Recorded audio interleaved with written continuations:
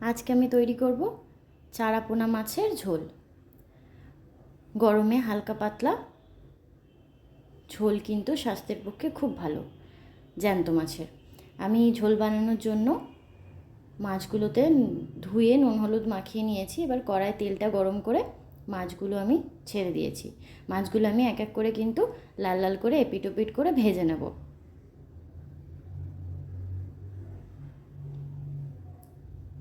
মাছগুলো আমার ছেড়ে দেওয়া হয়ে গেছে, এক পিঠ হয়ে গেছে। এবার আমি আর এক পিঠ উল্টে নেব মাছগুলো।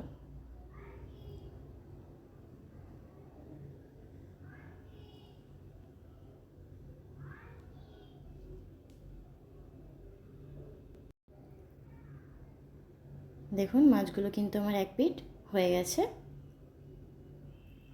আর এক পিঠ আমি খুব ভালো করে ভেজে নেব। আমি এবার এখানে কিছু সবজি কেটে রেখেছি, খুবই অল্প পরিমাণ। পটল, আলু, বিনস আর 3-4টে চেরা কাঁচা লঙ্কা।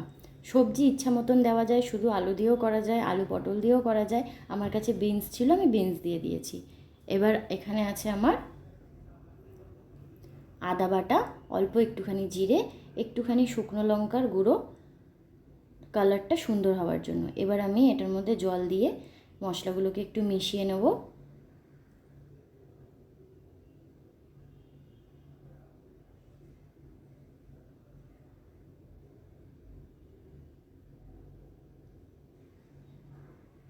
মশলাটা আমার সুন্দর করে মেশানো হয়ে গেছে। এদিকে আমার মাছটাও ভাজা হয়ে গেছে, মাছটা এবার তুলে নেব।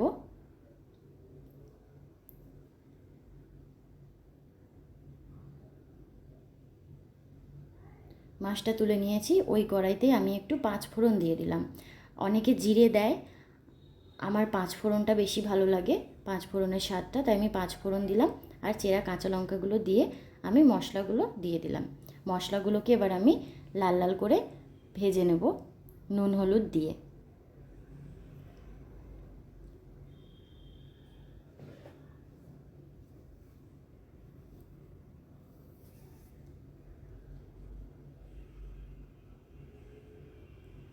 নুনটা দিয়ে দিলাম। এবার আমি একটু হলুদ দিয়ে দেবো। এবার খুব সুন্দর করে আমি ভাজবো।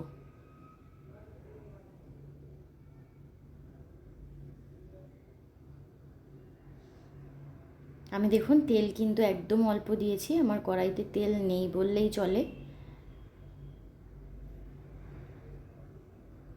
সবজিগুলো কিন্তু আমার লাল লাল হয়ে গেছে।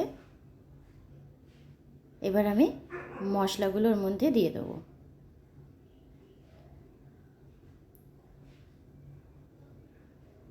মশলাগুলো দিয়ে এবার মশলাগুলো আমি খুব সুন্দর করে কষিয়ে নেবো যতক্ষণ না মশলার কাঁচা গন্ধটা যাচ্ছে। এইরকম ঝোল খাওয়া কিন্তু গরমে খুব ভালো স্বাস্থ্যের পক্ষে আর পেটের পক্ষেও। তো এটা আমার লাঞ্চে ছিল আজকে। তো মশলাটা কষানো হয়ে গেছে আমার।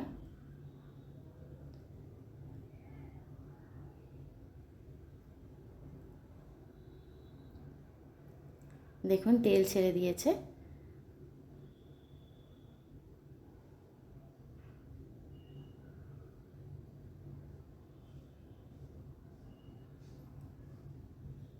এবার আমি পরিমাণ মতন ঝোল দিয়ে দেবো।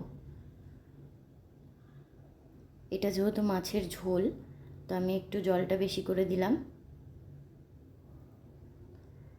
আমি এটা ঝোল ঝোল করব।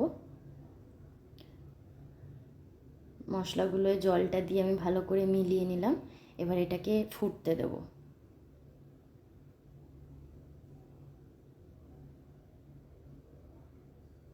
দেখুন ফুটে গেছে। এবার আমি মাছগুলো ছেড়ে দেবো ওর মধ্যে।